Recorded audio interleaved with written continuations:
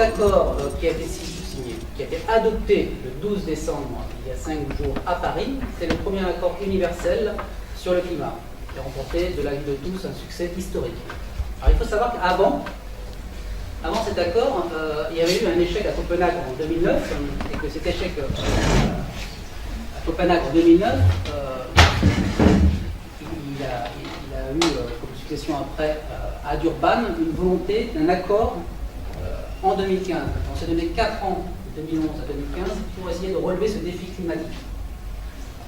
Diplomatique et climatique. Alors, l'enjeu était de taille puisqu'il fallait unir les États autour de la même cause avec des engagements chiffrés. Le contexte n'était pas facile puisque les intérêts sont divergents. Si on prend la Russie ou les Maldives, dans un cas, le réchauffement climatique va augmenter la surface cultivable et dans l'autre cas, ça diminue la surface du pays. Les défis financiers étaient aussi importants puisque ça voulait dire de l'argent en main pour le développement économique des pays. Alors, un petit rappel. Ces décisions devaient être prises à l'unanimité pour un accord qui était contraignant juridiquement et qui devait aboutir à une réduction des émissions de CO2 dans le cadre, à l'origine, d'un réchauffement qui devait se limiter à 2 degrés. Alors c'était tellement important ce défi qu'on a eu une réunion exceptionnelle de 150 chefs d'État et de gouvernement, ce qui est quand même assez rare pour être cité. Et on a commencé directement par le sujet principal, les températures, sachant qu'au niveau des températures, on parle toujours des 2 degrés, mais c'est 2 degrés à l'horizon 2100. Et ça c'est important à savoir, parce que là on était le vendredi 11 décembre, mais le 11 décembre, qui normalement était la fin de la COP, on n'avait toujours pas d'accord. Alors nous étions tous les trois à la COP, aussi bien M. Gaouma, M. Raquello et moi-même. Et effectivement, c'est pour ça qu'on est là aujourd'hui pour restituer ce qu'on en a vu. Alors l'ambition d'ici 2100, c'était de contenir le réchauffement de 2 degrés. Et en fait, à la fin de l'accord qui a été signé le samedi 12, il y a une clause qui a été rajoutée, c'était de s'efforcer de limiter la hausse à 1,5 degré, qui était une revendication des pays les plus vulnérables. Sachant que cette limitation des températures doit conduire à une atténuation, une diminution des émissions de gaz à effet de serre, et que si on prend la date de 2010 par rapport à 2050 par rapport à 2010, ça veut dire qu'il va falloir diminuer de 70% les émissions. C'est quand même un enjeu non négligeable, et qu'après il va falloir maintenir un équilibre entre les émissions et les absorptions. Sachant que, historiquement, tout le monde n'a pas les mêmes responsabilités. Les pays du Nord, industriels, ils ont beaucoup émis, historiquement, et les pays du Sud, du Gabon, ont beaucoup plus faible responsabilité. Sachant que maintenant, ces pays du Nord, pays du Sud, c'est quelque chose qui a quand même beaucoup évolué. Parce qu'aujourd'hui, si vous prenez le premier émetteur mondial d'émissions de gaz à effet de serre, c'est la Chine. Le troisième, c'est l'Inde. Donc les règles ont changé. Au niveau des contributions de chaque pays, sur les 195 pays, on a eu 190 pays qui ont signé les INDC. INDC, ça c'est les contributions, les engagements de 190 pays. Et ces 190 pays, quand on ajoute tous ces engagements, on s'aperçoit qu'on va aboutir à un réchauffement climatique de 3 degrés. Donc ça veut dire qu'on n'est pas dans les 2 degrés et il va falloir faire quelque chose. Alors, de quoi on a besoin? On a besoin de financement. Alors des financements, au début c'était pas bien clair, et après on s'est dit financement ça veut dire aider financièrement. Et cette aide financière qui était de 100 milliards, finalement l'engagement a été accepté. Cet engagement de 100 milliards, c'est à partir de 2020. Ces financements sont soit d'origine publique, soit d'origine privée. Ils proviennent des pays développés et ils sont à destination des pays vulnérables selon un principe de progression. Ces financements sont mobilisés en partie via le Fonds vert, qui a été créé en 2010 et qui aujourd'hui est doté d'à peu près 10 milliards de dollars. Sur ces 10 milliards de dollars, les premiers financements pour des projets ont déjà été affectés en novembre 2015 et je crois que le Gabon est bénéficiaire déjà d'une petite partie pour commencer à étudier les sujets. Et là, je laisserai M. Gaouma pour parler de ce sujet, il est mieux placé que moi. Au niveau de cet accord, il faut savoir qu'il est prévu que les contributions soient mises à jour. Tous les 5 ans, on fait le point sur les mesures qu'il faut prendre pour diminuer les émissions, hein, puisque pour l'instant on est sur une trajectoire de 3 degrés et qu'on arrive à 2, voire 1,5. Donc pour ça, il va falloir créer un nouveau cadre avec des technologies, le transfert de technologies, des innovations. Il est prévu de mettre en place un comité de Paris. Il est prévu notamment, puisqu'on est au Gabon, je spécifie, un article spécialement sur le renforcement des puits de carbone qui concerne la forêt. Le Gabon étant recouvert à 88% de forêt. Alors il faut savoir qu'il y a déjà eu des premiers effets de cet accord. Déjà, les marchés financiers, ils ont accusé le coup. Sur les marchés boursiers, on a des grands gagnants. Toutes les entreprises qui travaillent dans le domaine des énergies renouvelables, d'un seul coup, il y a eu une augmentation des titres de leur valeur. Par contre, ceux qui sont sur des énergies type charbon, c'est clairement à la baisse. Donc les investisseurs prennent conscience du risque carbone et donc ils vont redéployer leurs investissements sur des sources d'énergie bas carbone. Sachant qu'il va falloir calculer la date du pic d'émissions mondiales de gaz à effet de serre, il va falloir d'ici 2018 mettre en place un système de transparence pour évaluer les efforts de tous les pays et puis évaluer aussi les soutiens financiers. Est-ce qu'ils auront été mobilisés? Si oui, vers quel pays? Est-ce que tout le monde en a profité? Est-ce que ça s'est passé dans les règles telles que prévues? Et si les règles ne sont pas respectées, il est prévu en parallèle la mise en place d'un mécanisme de sanction à l'endroit des pays qui seront fautifs. Sachant que tout ça, ça ne commencera qu'à partir du moment où entrera en vigueur ce texte.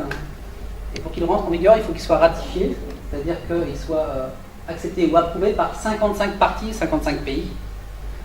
Et ces 55 pays doivent représenter au moins 55% des émissions de gaz à effet de serre. L'article 21.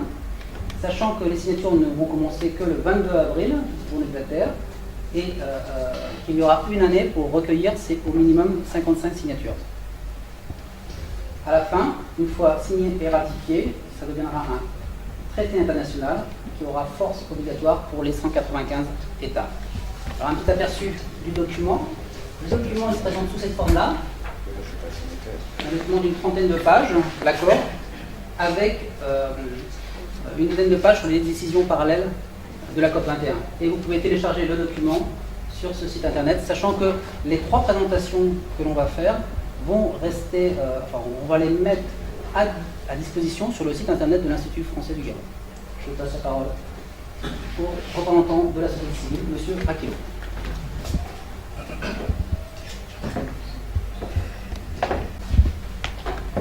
Bien, merci M. Grandegno.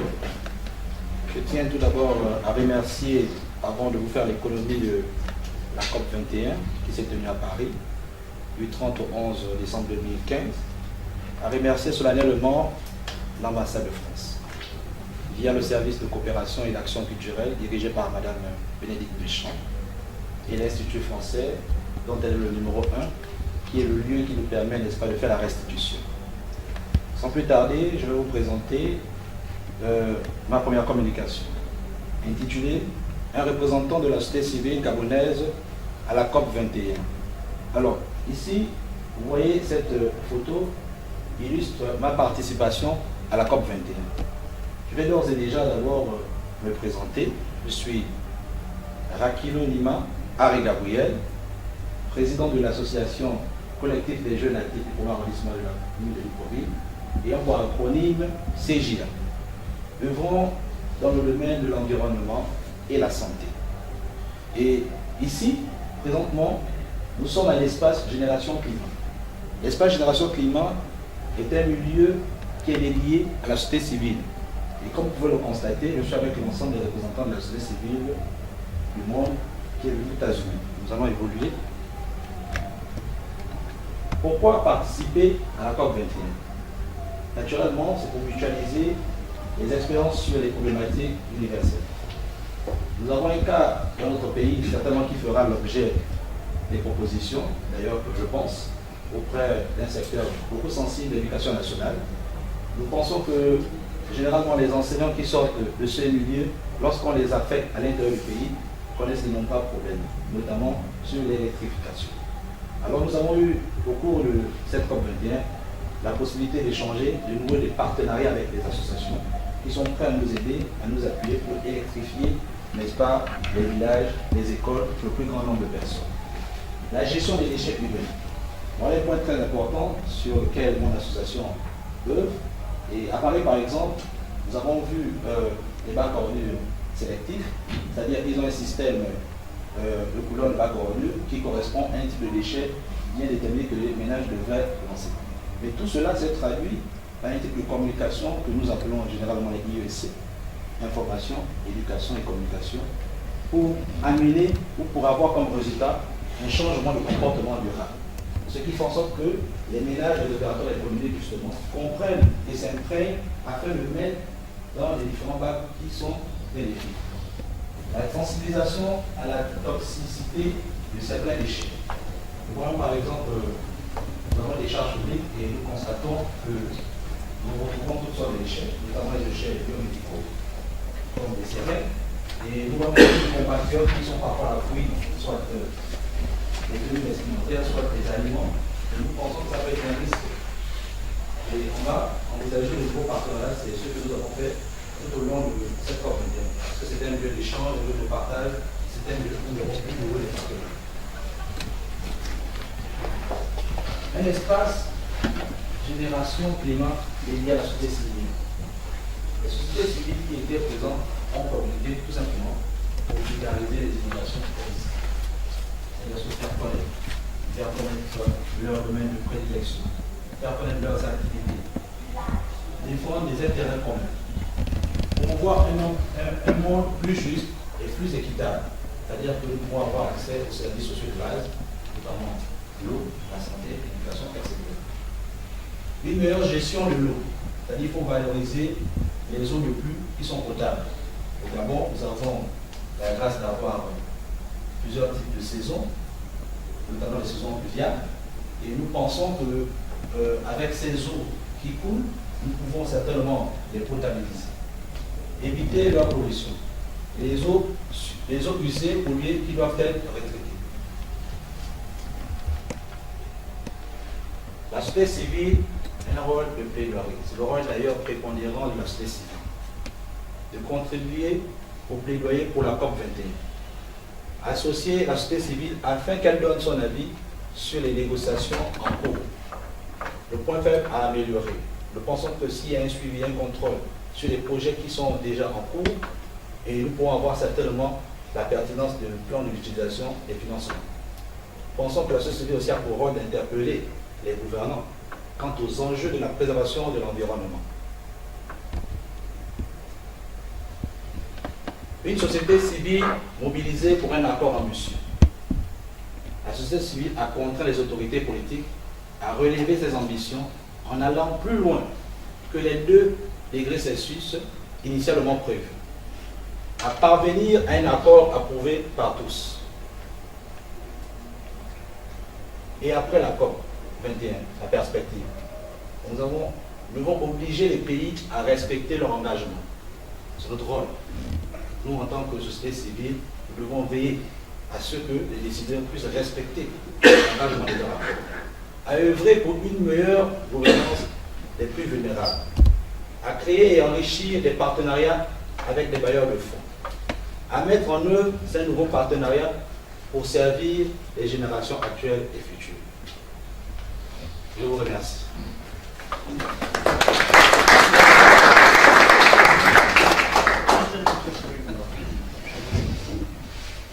J'ai oublié de dire que M. Gaouma, il n'a pas qu'une seule casquette.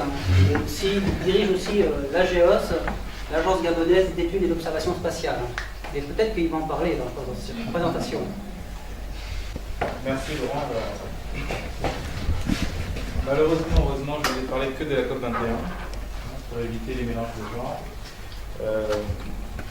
Il va être difficile de parler après nos prédécesseurs car ils ont bien circonscrit le sujet, les ambitions et les enjeux. Donc je vais essayer de ramener les perspectives au Gabon, à l'intérêt pour le Gabon, au secteur qui concerne le Gabon et pourquoi pas au paragraphe de l'accord qui concerne un peu plus le Gabon que le reste. Alors,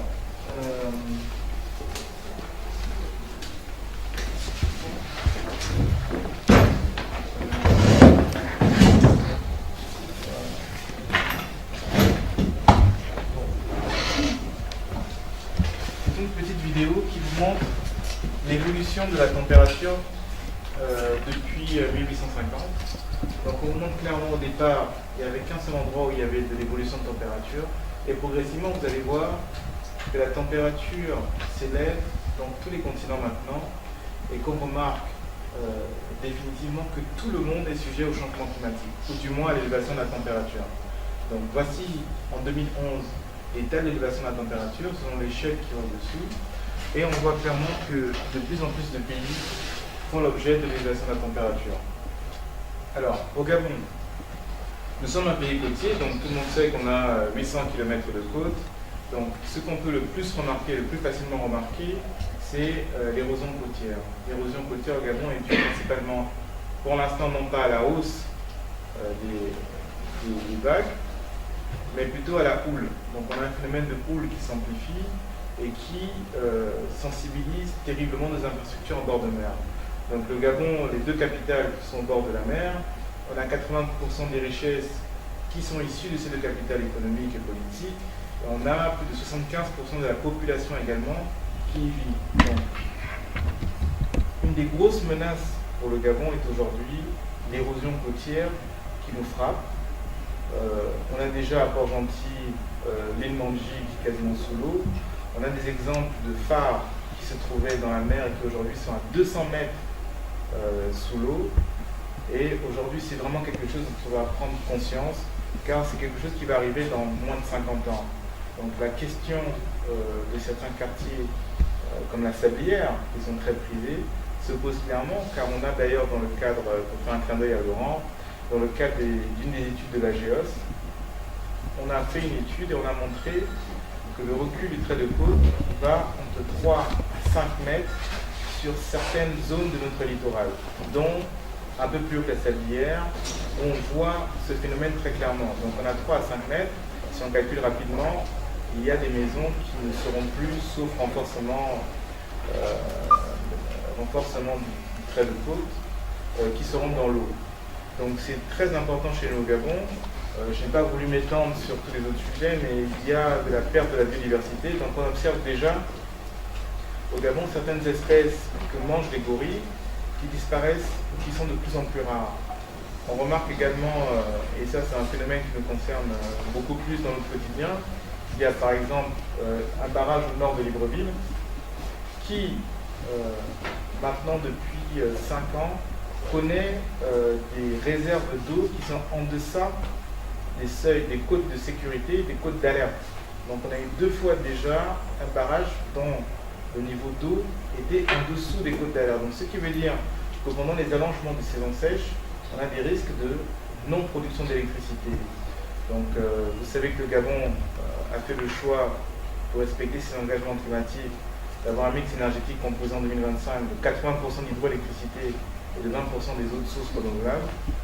Et cette question va arriver très bientôt sur la table des autres dirigeants, de savoir comment fait-on si on a un allongement de la saison sèche ou si on a une diminution de la pluviométrie, car clairement cela peut impacter considérablement notre modèle de développement économique. Alors, ici un mot du président. Donc, la démarche du Gabon a été déjà bien sûr de faire un plan de développement qui inclut ces risques climatiques, qui prend des mesures d'atténuation. Mais associé à ce plan de développement, le Gabon a publié en 2011 un plan national climat qui permet d'adapter davantage le plan stratégique Gabon émergent, qui est notre stratégie de développement, d'adapter davantage aux effets des changements climatiques, mais aussi de promouvoir des politiques de réduction de nos émissions. Donc ce plan national climat est aujourd'hui mis en œuvre par tous les ministères. Donc il est sectoriel. On a des mesures sur l'électricité, sur l'eau, sur l'exploitation forestière, etc. Aujourd'hui, c'est ce plan climat qui nous guide dans les actions que nous menons sur les changements climatiques. Alors, les changements climatiques sont nombreux, donc je vous ai cité le cas du Gabon. mais ils sont nombreux. On a l'impact donc sur les risques naturels, donc on a la possibilité d'avoir de plus en plus d'inondations, parce qu'aujourd'hui les modèles qui sont développés ne permettent pas clairement de savoir si dans 50 ans, dans 100 ans, la pluviométrie va augmenter ou va diminuer. Aujourd'hui on a 50% de chances que chacune de ces deux options arrive. Donc on peut avoir des inondations accrues qui peuvent arriver, on peut avoir une baisse de la pluviométrie qui va impacter notre choix de développement. Aujourd'hui, c'est toutes ces études que nous devons mener pour savoir réellement ce qui va arriver plus tard. On a également, bien sûr, sur la sécurité alimentaire, on a des risques de salinisation de nos terres, on a des risques de baisse de production de certaines denrées alimentaires, alors qu'en même temps, on fait le choix d'avoir une politique agricole très offensive, de passer de 5% aujourd'hui de notre PIB à 20%, avec le programme GREN que beaucoup de gens connaissent, mais avec d'autres programmes également pilotés par le ministère de l'Agriculture pour arriver à l'autosuffisance alimentaire. Donc on a tous ces programmes-là qui sont en cours et qui peuvent être impactés par les changements climatiques. Alors, l'accord de Paris, donc il a deux grands objectifs intéressants pour nous, le Gabon. C'est dans nos actions d'atténuation, il y a un objectif qui est celui que les chefs d'État africains se sont fixés, qui est l'objectif de limiter à 1,5 degré. Sachant que la contrainte dans l'accord est à 2 degrés, avec l'intention d'arriver à moins 1,5 degré, parce que les études du GIEC, qui est le groupe d'experts sur le changement climatique, montrent clairement que 2 degrés, ce ne sera pas suffisant. Donc si on reste à 2 degrés, on aura quand même des impacts négatifs des changements climatiques. Donc pour eux, l'ambition serait d'aller à 1,5 degré. Donc si on respecte ça, c'est très ambitieux, c'est très contraignant, surtout pour un pays en développement. Donc nous, c'est un des gros points d'attention. Et bien sûr, le deuxième, c'est le financement des actions que nous allons mener. Donc la particularité du Gabon est que la majorité des actions sont incluses dans notre plan de développement. Donc ce n'est pas forcément un financement supplémentaire qui va nous faire qui va faire concrétiser nos actions. Nous les avons déjà prévues, nous les avons intégrées, comme le cas de l'hydroélectricité qui va permettre de réduire nos émissions, parce qu'aujourd'hui nous sommes à peu près à 50% de centrales à gasoil, 25-30% en hydro et le reste d'autres énergies. Donc nous avons fait le choix nous-mêmes d'aller vers 80% d'hydro et en somme 100% de renouvelables, mais pour nous, la finance climatique doit intervenir sur soit l'additionnalité, donc soit sur des solutions à financer qui n'étaient pas prévues, qui sont beaucoup plus chères que ce que nous pouvons supporter, ou sur du financement privé, pourquoi pas, parce que dans le cas des barrages, nous avons opté pour des partenariats publics-privés, donc nous avons besoin du privé pour nous accompagner sur un certain mode de financement, mais nous concevons que le financement des projets doit être principalement porté par l'État gabonais. Donc c'est une attitude assez originale par rapport à un certain nombre de pays en développement, mais nous avons l'ambition de devenir émergents. Avec ou sans appui, nous avons cette ambition. Maintenant, nous appelons nos bailleurs traditionnels à nous accompagner sur certaines actions pour rendre davantage climato-compatible notre politique de développement, mais nous ne sommes pas contraints ni restreints par cette enveloppe des 100 milliards. Alors, sur l'accord, donc il y a un gros enjeu pour nous par rapport à ce nouvel accord, c'est parce que nous avons fait le choix depuis 2014 de promulguer une loi sur le développement durable. Et dans l'accord sur les changements climatiques que Laurent vous a présenté, il y a 16 fois la mention développement durable. Donc, de plus en plus, le monde se dirige vers une association des mesures contre le changement climatique avec des politiques de développement durable. Donc, c'est une intégration que le Gabon avait déjà amorcée.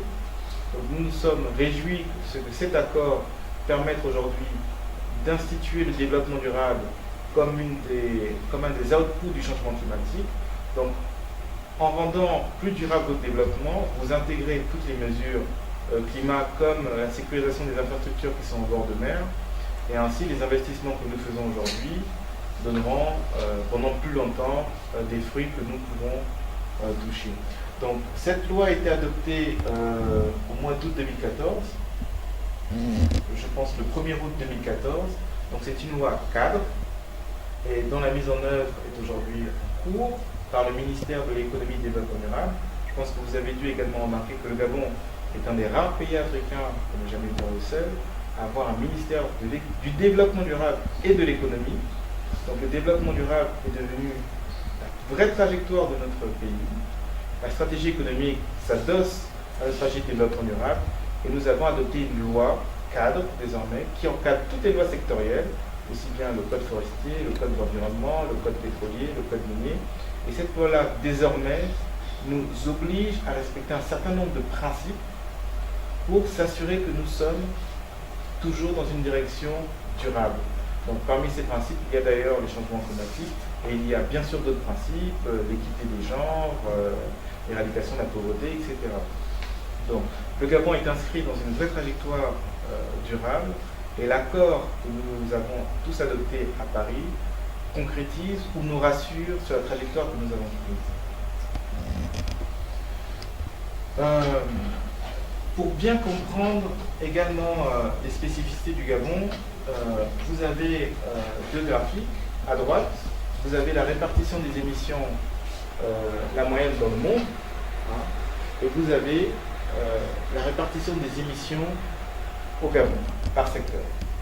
Donc, au Gabon, on voit très clairement que c'est le secteur forêt, donc ce qu'on a appelé dans le jargon des négociateurs l'ULICF, donc c'est Land Use Change, quelque chose comme ça. Donc c'est en fait le changement des affectations forêt, des affectations de la forêt. Donc les émissions liées à la forêt, à la déforestation, sont parmi les plus importantes au monde et au Gabon constitue la première source d'émissions. Donc l'exploitation forestière, l'agriculture, les programmes urbains, les infrastructures routières, les barrages hydroélectriques nous aident à causer la déforestation ou la dégradation, selon le terme scientifique qui est à utiliser. Donc au Gabon, le premier secteur concerné est la forêt. Donc notre stratégie climat, d'ailleurs, se concentre beaucoup plus sur la forêt que les autres secteurs.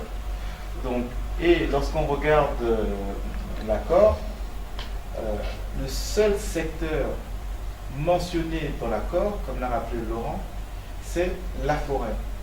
Le seul article qui est consacré à un secteur dans l'accord qui a été adopté est sur la prise en compte des forêts dans le cadre des changements climatiques.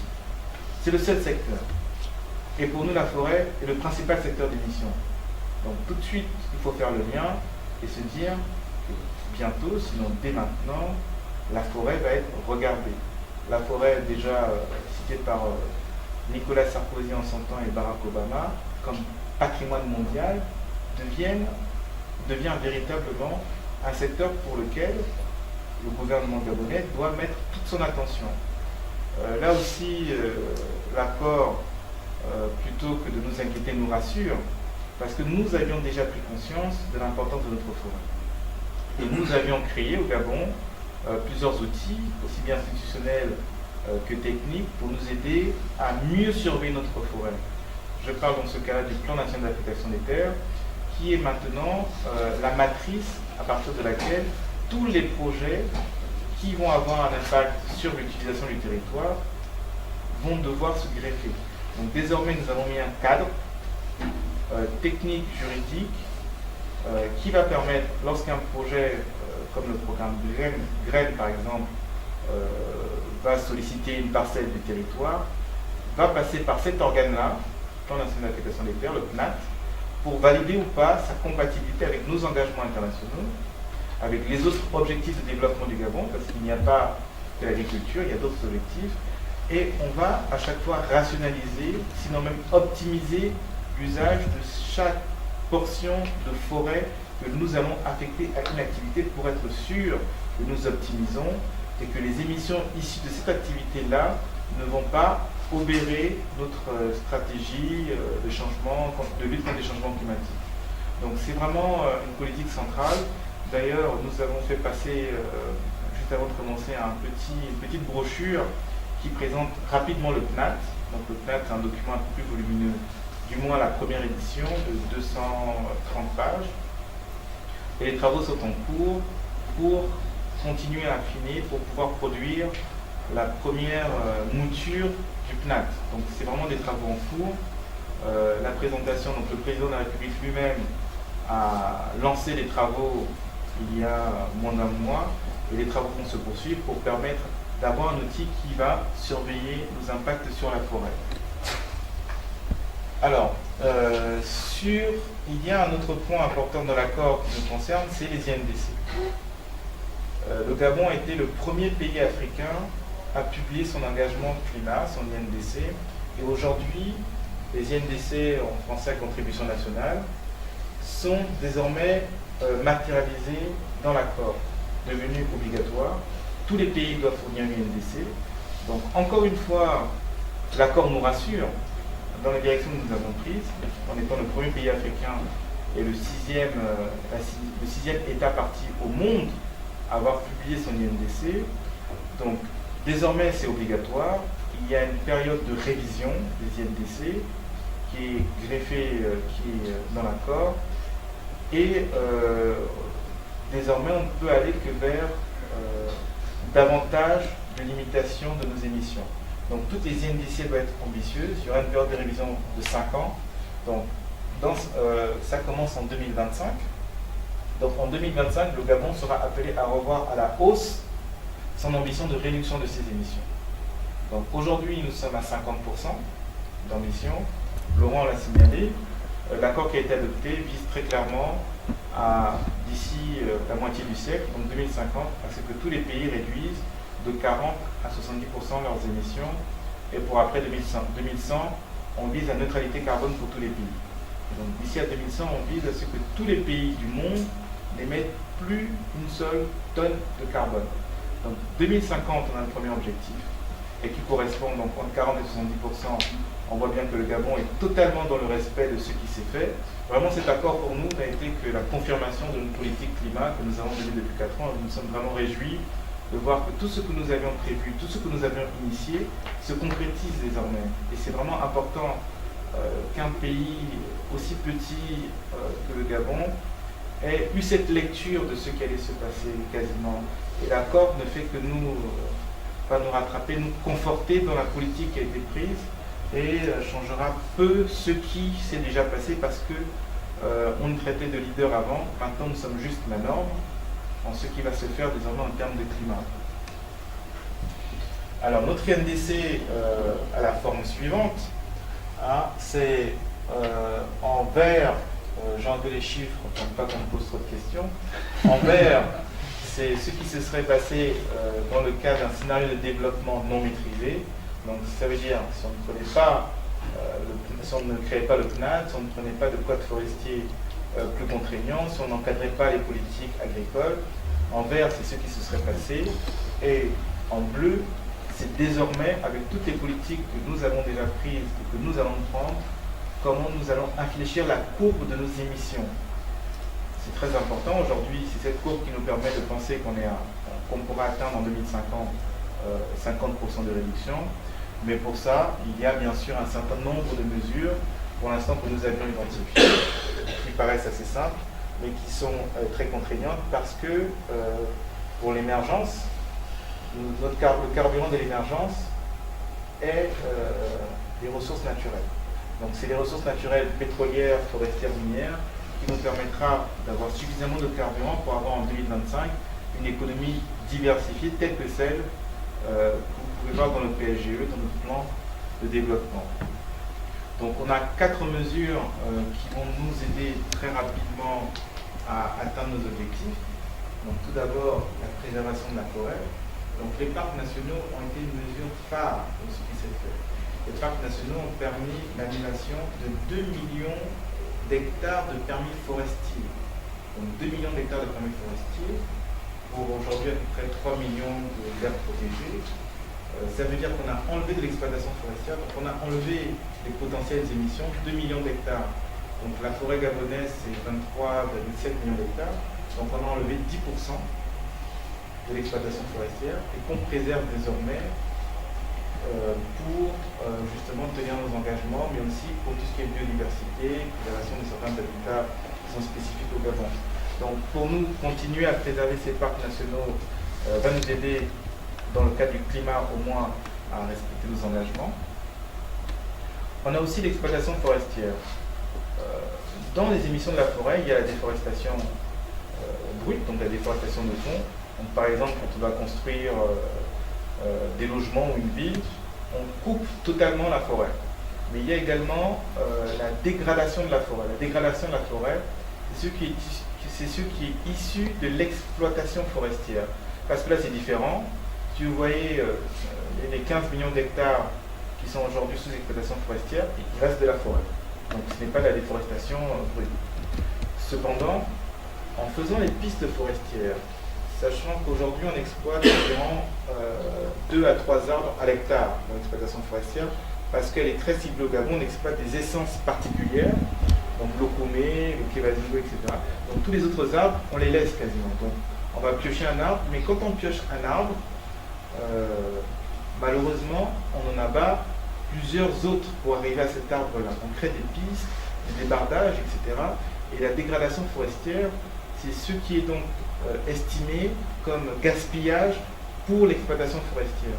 Donc c'est assez particulier. Les pays du bassin du Congo, on a tous cette particularité qui est différente à celle de l'Amazonie. Comme on dit en Amazonie, je pense, chaque heure, on doit couper, raser à blanc l'équivalent d'un terrain de foot.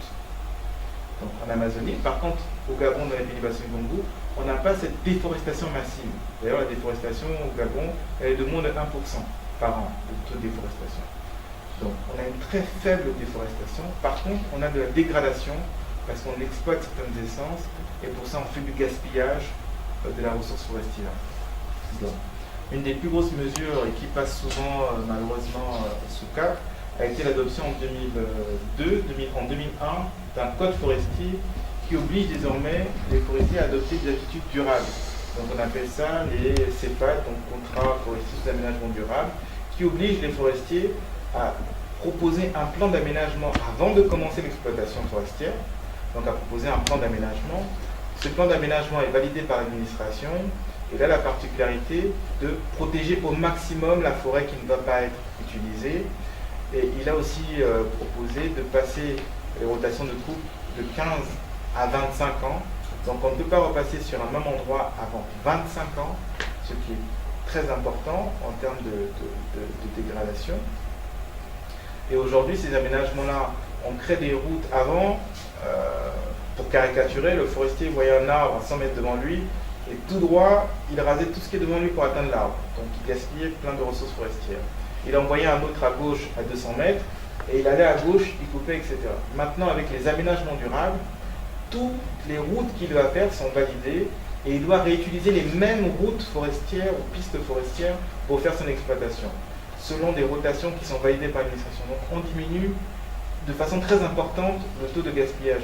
Et ce code forestier, on ne souligne pas assez, d'ailleurs était issu, ou du moins favorisé par le plan de convergence de la COMIFAC. Donc on a un organe régional qui s'appelle la COMIFAC, donc les commissions des forêts d'Afrique centrale, et qui avait aidé à l'époque à mettre en place les nouveaux codes forestiers dans tous les pays.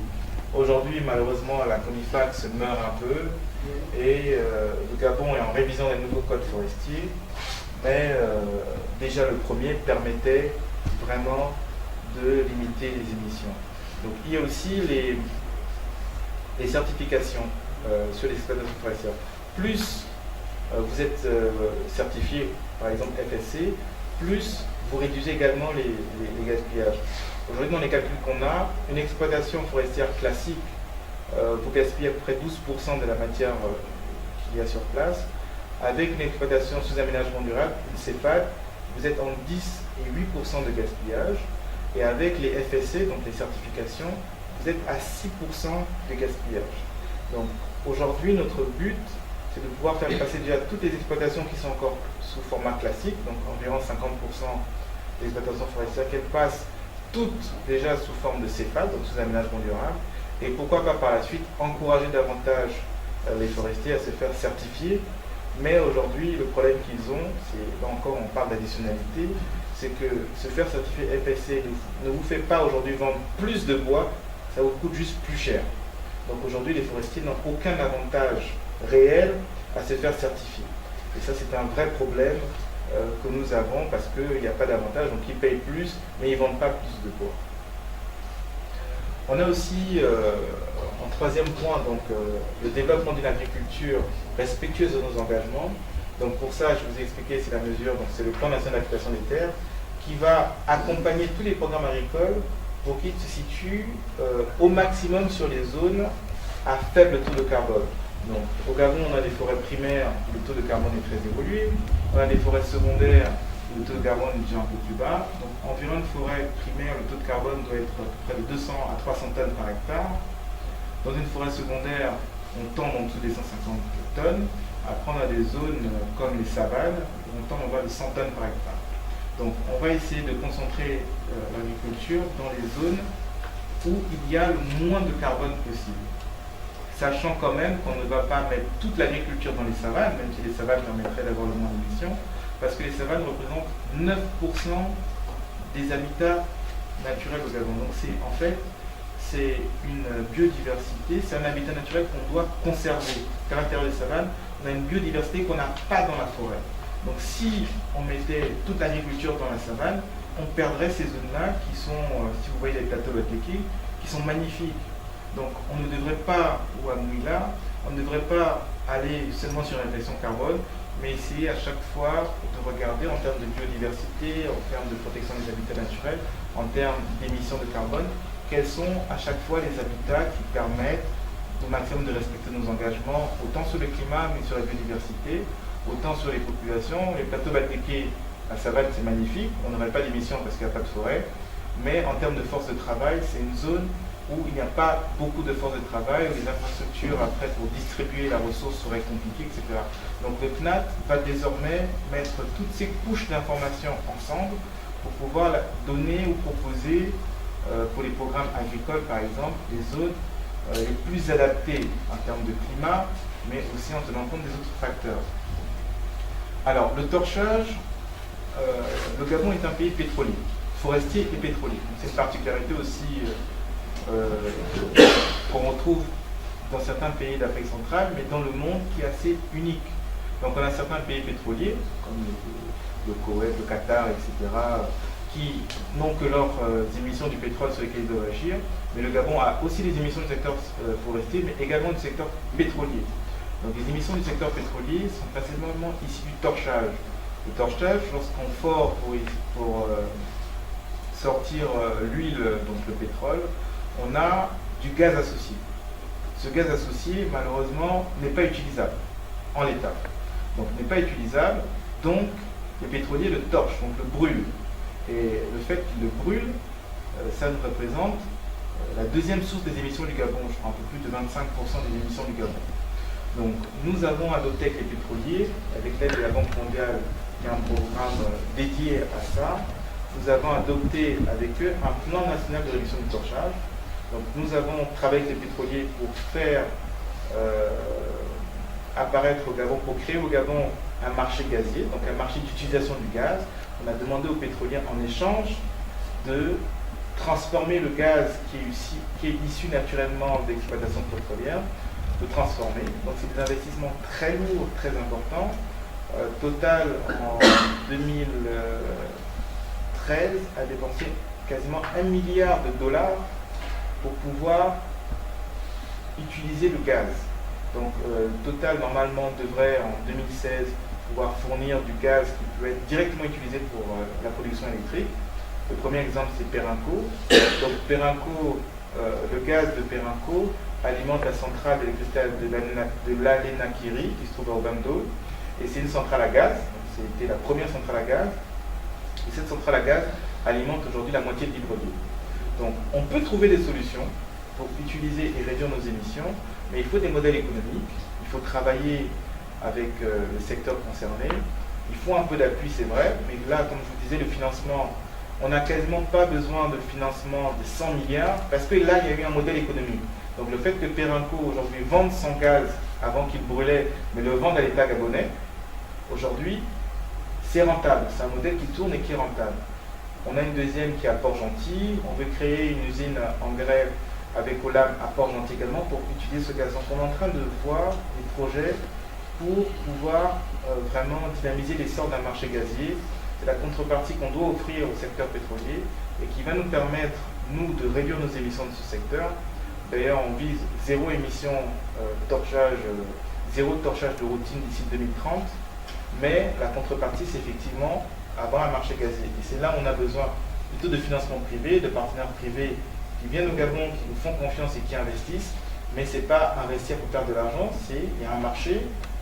Dans le cas de l'électricité, c'est vendu aux populations, donc ça tourne. Voilà. Donc, c'est pour nous les 4 mesures phares. Après, il y a plein de sous-mesures, etc. Mais c'était les 4 intéressantes que je souhaitais vous montrer aujourd'hui. Et voilà ma brève présentation sur l'impact du problème.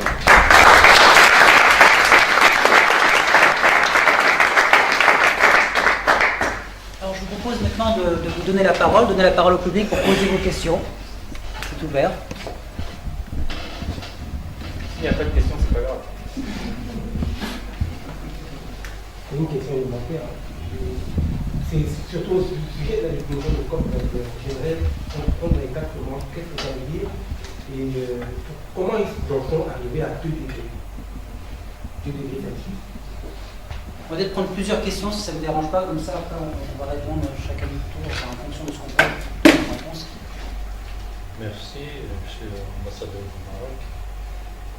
En fait, j'ai à l'esprit plusieurs questions, mais je ne vais pas les poser toutes. Je vais me concentrer sur 2 ou 3. La question de l'engagement pris à Paris de réduction des émissions de gaz. L'accord prévoit 2%. D'atteindre 2% à l'horizon 2100, si je me trompe. C'est 2 degrés. 2 degrés. 2 degrés. Mais en même temps, l'accord invite les États à atteindre l'objectif de 1,5 degré. Alors, qu'est-ce qui est contraignant? De 2% ou bien les deux juridiquement? Est-ce que c'est 1,5 ou 2? La question aussi de caractère contraignant de l'accord.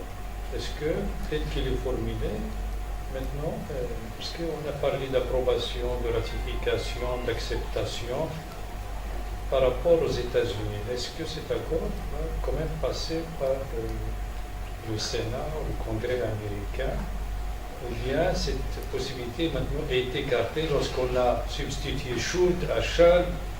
On a entendu dans les médias. Bon, pour le moment, je me contenterai de ces 2 questions. Merci.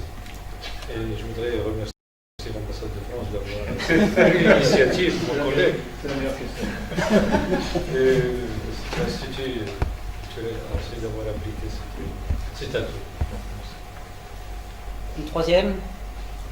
Alors, comment pourra-t-on prendre concrètement, savoir concrètement que les engagements de Paris pourront être pris en compte? Parce que pour ne pas passer seulement à un discours, pour passer à la réalité. Je ne comprends pas bien la question. Les engagements de Paris, pour qu'ils deviennent réalité, quelles sont les mesures à prendre? Mesures à prendre.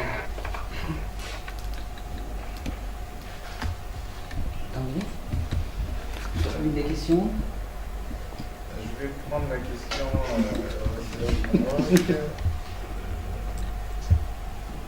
Je peux prendre les questions, mais. Bon, alors, sur la définition de la COP, c'était ça ce que ça veut dire? C'était ça? Qu'est-ce que ça veut dire? Alors, à Rio, il y a très longtemps, en 92, donc ils ont adopté la création d'une convention sur les changements climatiques, une convention cadre, qui est sous la tutelle des Nations Unies. Donc cette convention sur le climat avait pour but justement de parvenir à un accord, de faire adopter des mesures, etc. Donc le mot COP, c'est la conférence, en fait, c'est en anglais, je sais pas, je suis francophone, c'est conférence des parties, donc en français c'est CDP. Donc, en anglais, Conference of Parties. Donc la conférence des parties se passe chaque année, donc on a la COP 1, 2, 3, 4, 5, 6, et celle de Paris c'est la 21e. Donc c'est principalement ça la définition, donc c'est les 195 pays parties, parce que l'Union Européenne compte en partie, les 195 parties qui ont ratifié, qui ont adhéré à la conférence à la Convention 4 sur le climat, donc qui se réunissent chaque année, en général en fin d'année, pour voir les mesures à prendre dans le cadre du climat. Donc la COP 21, ça veut juste dire la 21e conférence des parties sur le climat. Alors, 2 degrés, 1,5 degrés, qu'est-ce qui est pris en compte? Schulz. Alors, pourquoi 2 degrés?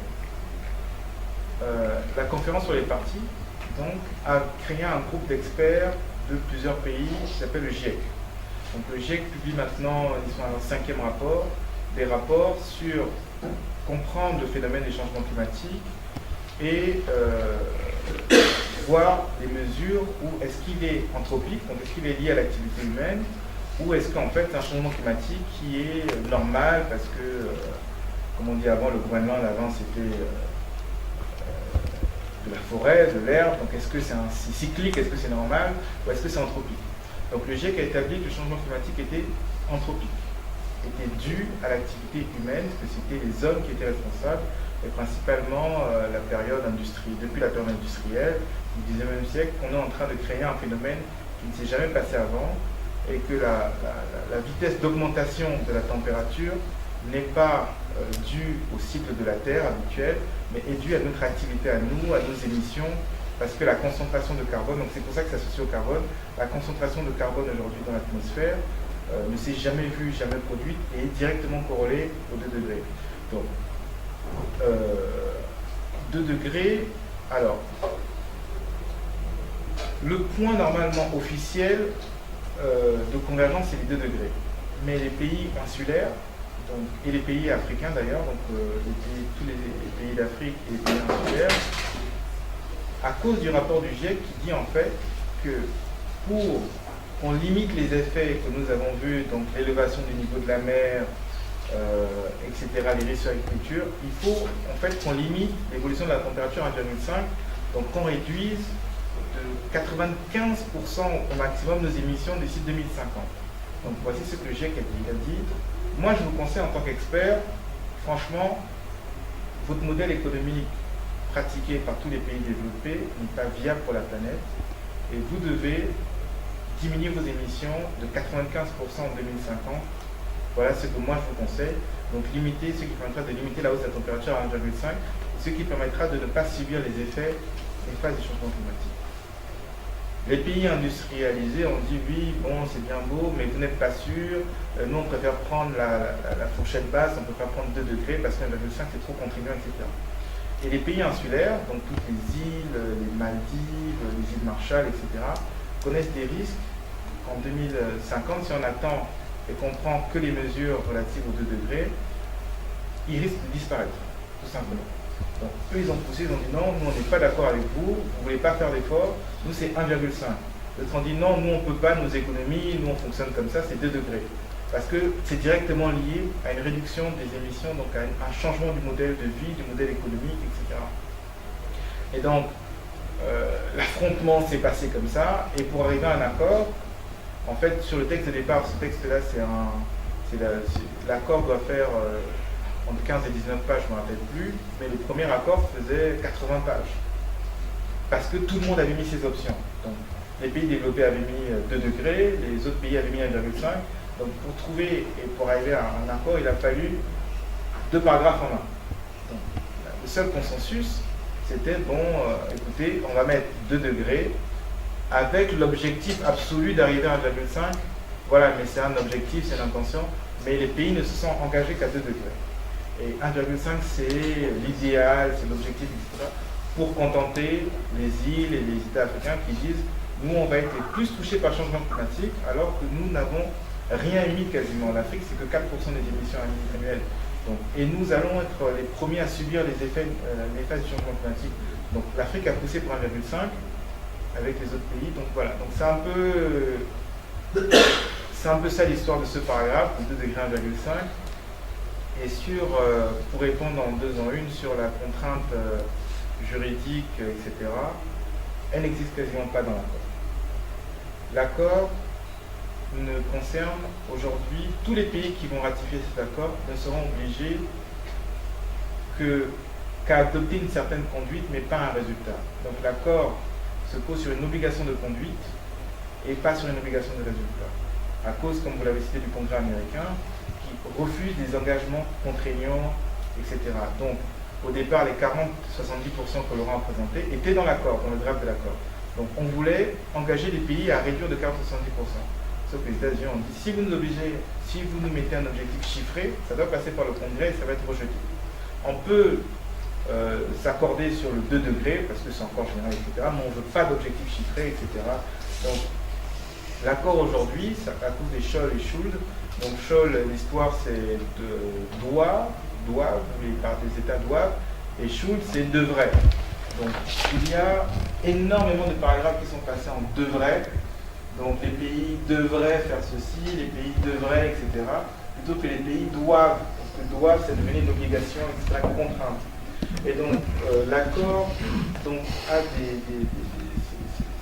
c'est un hybride justement de ces Scholl et de ces Schuld, parce que les pays disent ça, moi je ne veux pas m'engager. Donc aujourd'hui, l'accord oblige juste une certaine contrainte de conduite. Donc comme on a vu, les INDC maintenant sont obligatoires par tous les pays. Il y a une période de révision qui est obligatoire. Donc sur cette partie-là, il y a une vraie obligation, contrainte, etc., de produire son INDC, de la réviser tous les 5 ans, etc. Mais sur un objectif, est-ce que votre INDC doit atteindre 50% de réduction? Il n'y a aucune contrainte. Donc il y a une contrainte de conduite, mais il n'y a pas une contrainte de résultat dans l'accord actuel. C'était, je pense, la seule solution que la France pouvait proposer quand ils ont proposé la dernière version d'accord. Sinon, des pays, l'accord, en fait, comme on dit, les 195 États ont leur point de vue exprimé dans l'accord. Donc c'est pour ça que l'accord ne pouvait pas être aussi contraignant que souhaité. Donc, pour le mettre en œuvre maintenant, bon, c'est effectivement le mécanisme est mis en œuvre, donc de réduction, tout le monde est obligé de réduire, mais il n'y a pas de contrainte juridique. Les États sont souverains dans le cadre des Nations Unies. Donc il n'y a aucune organisation supranationale qui peut taper un État. Et aujourd'hui, cet accord est plus faible en termes de contraintes que le protocole de Kyoto, parce que le protocole de Kyoto avait des objectifs chiffrés d'émissions et a même des pénalités au cas où vous ne respectez pas, etc. D'ailleurs, le Canada est sorti du protocole de Kyoto. Donc c'est pour dire qu'aujourd'hui, on ne peut contraindre aucun pays à respecter son engagement. Le Canada l'a prouvé, il a ratifié le protocole de Kyoto. Après, il a dit, ah, vous savez quoi, le protocole est trop contraignant pour moi, je dois continuer à exploiter mon pétrole, mes gaz, etc. C'est ce qui fait vivre mes populations, donc je sors de l'accord. Aujourd'hui, tous les pays peuvent sortir de l'accord, même s'ils l'ont ratifié. Donc, il n'y a pas de contrainte d'organe supranational qui va faire le gendarme pour ces pays-là. Il y a juste une obligation de conduite aujourd'hui qui a été actée et qui est cette fois contrainte. Les torchers sont la deuxième source d'émission, des émissions de gaz à effet de serre, bien sûr, et que ce gaz était gaspillé, ils ont été brûlés gratuitement au niveau du Gabon. Et lorsque je me réfère à l'école primaire, en cours de géographie, nous étudions les richesses du Gabon, nous parlions du gaz comme l'une des richesses du Gabon. Et que nous constatons aussi que cette richesse-là ne profite pas aux citoyens, au même titre que le pétrole, le bois, mais c'était une richesse qui était gaspillée.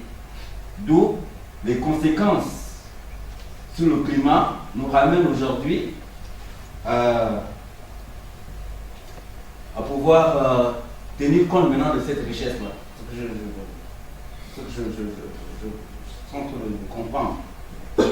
C'est pourquoi je voudrais savoir, est-ce qu'on ne trouverait pas des stratégies, je dirais aussi au niveau du gouvernement, que nous puissions tenir compte ou bien de profiter ou de valoriser cette richesse au profit des citoyens, aussi de la population, au même titre que le pétrole, le bois, etc., comme d'autres richesses. Parce que si cette richesse est mentionnée comme une richesse parmi toutes les richesses que le Gabon possède, mais je pense bien que cette richesse devrait être valorisée ou bien encore utilisée au même titre que les autres richesses. Alors, je ne sais pas si vous étiez arrivé au moment de la présentation de M. Gaouma, mais il me semble que, à votre question, voilà. Je pense qu'il y a répondu tout à l'heure. Mais je me ferai un plaisir de répondre encore. Alors, il y a une différence fondamentale entre le gaz naturel, donc qui est stocké dans notre sous-sol, et le gaz issu du torchage. C'est totalement différent et vous allez comprendre. Donc, le Gabon a d'énormes réserves de gaz naturel qui sont larges de nos côtes. D'ailleurs, malheureusement pour nous,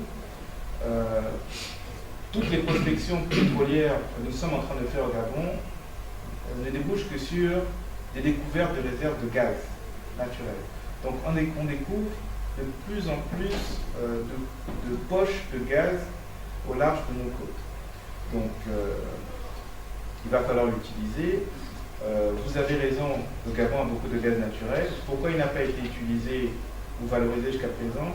Parce que nous avions focalisé, je pense, sur les ressources qui sont facilement exportables, comme le pétrole, le bois ou les minerais. Parce que le gaz naturel a une particularité, c'est qu'il est difficilement transportable. Donc, le gaz, malheureusement, qu'on trouve au Gabon, on ne peut pas l'exporter en France, aux États-Unis ou ailleurs. On est obligé de créer des pipelines pour l'utiliser ici au Gabon ou à la limite dans les pays autour de nous. Donc il était difficilement utilisable, donc ces réserves, en attendant l'essor d'un marché gazier, sont restées là. Donc maintenant, le gouvernement est en train de travailler pour avoir justement de plus en plus de débouchés pour utiliser le gaz naturel, comme le gaz torché. Ils auront à la fin la même utilité. Donc la centrale d'électricité, le gaz naturel, peut autant être alimentée par le gaz issu du torchage que le gaz naturel. Mais pourquoi nous priorisons le gaz issu du torchage?